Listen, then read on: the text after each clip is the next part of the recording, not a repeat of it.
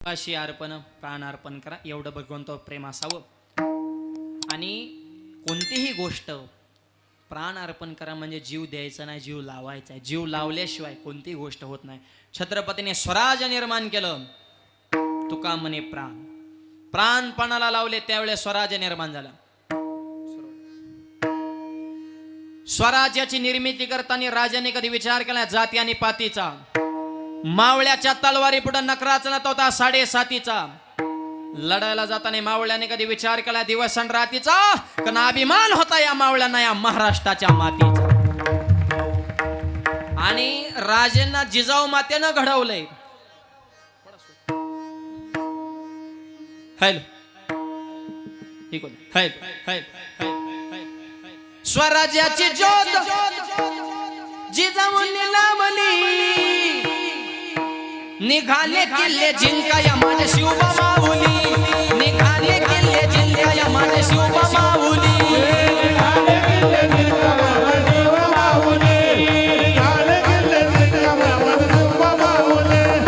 टाळी टाळी टाळी टाळी टाळ.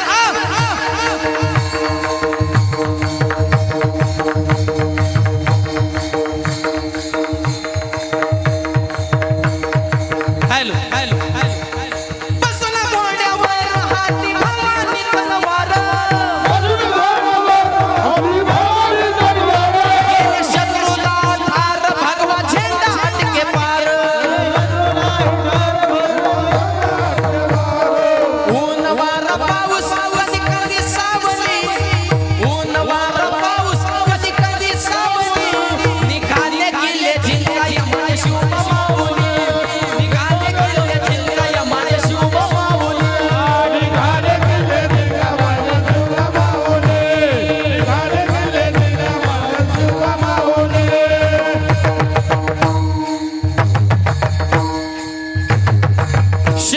स्वराज्य निर्माण केलं.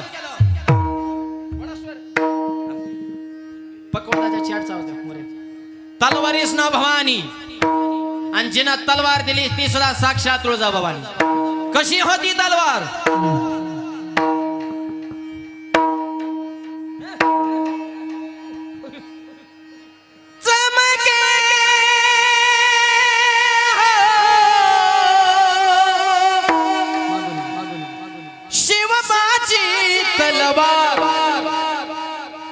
चमके शिवबाची तलवार. टाळी वाजवा तरुणांनो, टाळी टाळी. भगव्या झेंड्याचा शिपाई छत्रपती शिवाजी महाराज. तुळजा जगदंबा भवानी तलवार.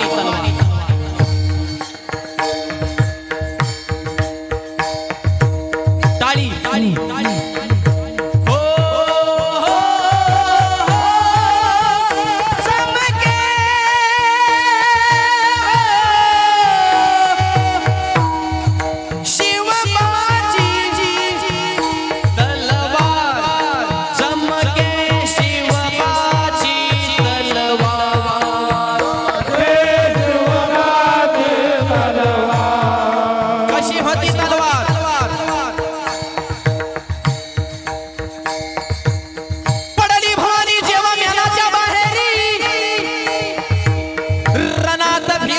कधी दी माघारी.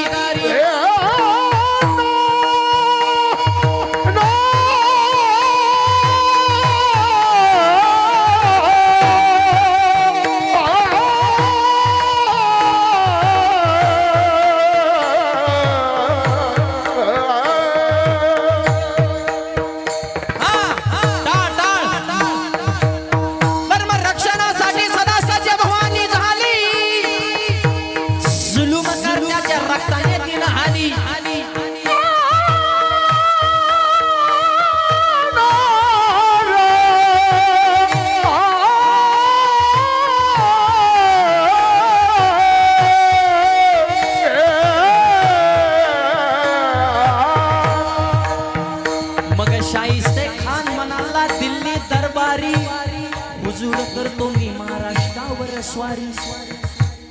मग शाहिस्ते खान वस्तीला तो आला, शिवाजी लागे आत्मावयास शत्रूला. टाळी टाळी.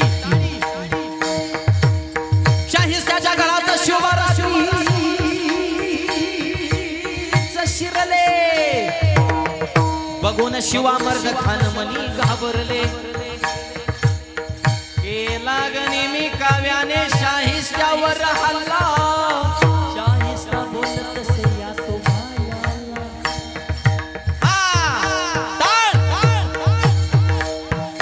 केला शाहिस्त्यावर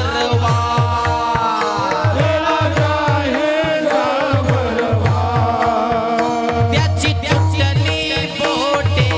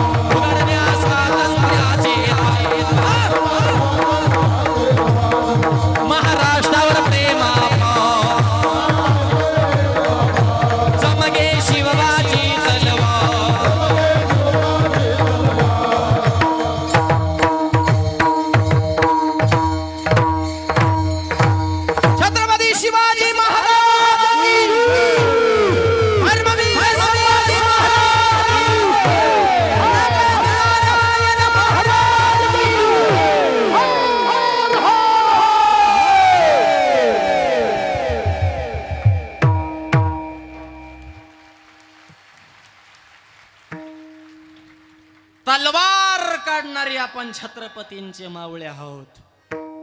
त्यांचे विचार ठेवा. कष्ट, नीती, नम्रता, स्वाभिमान, आई वडिलाची सेवा करा, विचार उच्च ठेवा.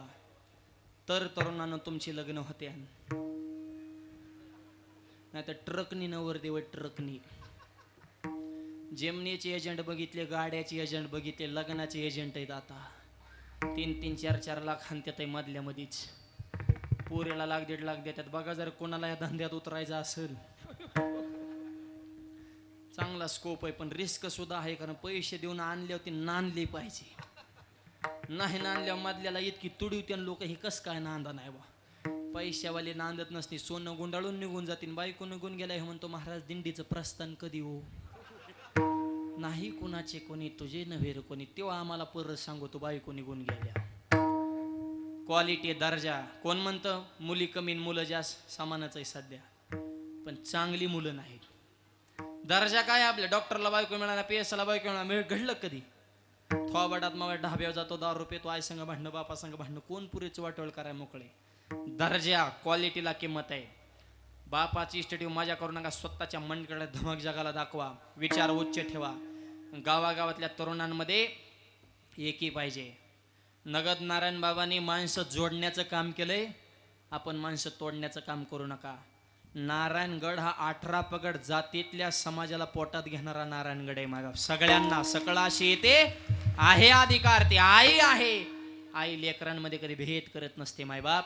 म्हणून सर्वांनी एक दिलानं, एक जीवानं एकत्र राहा. तोडण्यासाठी राजकारण, जोडण्यासाठी परमार्थ आहे. जातीपात्याच्या राजकारणा महाराष्ट्राला पोकरलेला आहे. पण आज नजर जाते तिथपर्यंत 18 पगड जातीतली माणसं आपण मांडेला लावून बसलो. हे नारायणगडाच्या दरबाराची ताकद आहे. एवढा समाज कुणी बी एक करून दाखव कोणत्या बी नेत्याने, त्याला कोट रुपये खर्च येईल तरी इतके यायचे नाहीत. आणि ते बी कंटिन्यू 7 दिवस त्यांनी घोकायचंच नाही. एकाच दिवशी नाकीने येतंय माणसं गोळा करता करता. आलेली ग बसत नाही, खालून खडं हाणत्यात. आणि जातानी बोंबलं जात्यात. 500ने ठरलं, 200नेच मिळालं. त्यांचं काम नाही. हे संप्रदायाची ताकद आहे. म्हणून शक्ती पाहायची असेल तर रायगडावर जावं लागेल, आणि भक्ती पाहायची असेल तर नारायणगडावर यावं लागेल. आणि आज इथं भक्ती शक्तीचा संगम झालेला आहे मायबाप. म्हणून ह्या परंपरा टिकवणं हे तरुणांचं कर्तव्य. गेल्या वर्षीच आमची शिवाजी बाबांच्या नामची चर्चा झाली की म्हणले 2000 जवळपास 47 पर्यंत पुढचं नारळ बुक आहे आताच. आणि तिथून पुढे देण्याची इच्छा तर म्हणले, पण आता नारळ द्यायचं अवघड नाही, पण नारळ घेणारी तर राहिली पाहिजे ना. तोवर विचार करा. एवढं प्रेम ह्या गडावर समाज करतो. 18 पगड जातीतली माणसं करता, समाजकारणातली, राजकारणातली, धर्मक्षेत्रातली सगळ्यांना वाटतं की आपली आई आहे. आणि म्हणून त्याची ही दिव्य परंपरा तुका जुनाट मिराशी ठाव दिला पायापाशी, या परंपरा टिकवणं, वाढवणं, फुलवणं हे आपलं प्रत्येकाचं कर्तव्य आहे. आणि असा सुंदर सप्ताह सर्वांच्या एकीनं संपन्न झाला. तुमच्या उमापूरचं नाव आज महाराष्ट्राच्या कानाकोपऱ्यामध्ये गाजतंय मायबाप. पहिलाच दिवस आहे. येताने 2 ठिकाणी थांबलो चहा प्यायला आणि डिझेलवरती, तर म्हणले हा उमापूरला शब्द आम्हाला कळालं म्हणले. म्हणजे सगळ्या महाराष्ट्रात तुमच्या गावची चर्चा चालू आहे. आणि तुम्ही सुद्धा तुमच्या नावाला, तुमच्या कर्तृत्वाला आणि तुमच्या उदारपणाला शोभल अशी ताकद लावली. म्हणून एकदा गावकऱ्यांसाठी सगळ्यांनी जोरदार टाळ्या वाजवा. असंच प्रेम, अशी निष्ठा आपल्या नारायणगडाच्या चरणाशी अखंड राहू द्या. आदरणीय महंत प्रेममूर्ती बाबांच्या अध्यक्षतेखाली हा सुंदर सोहळा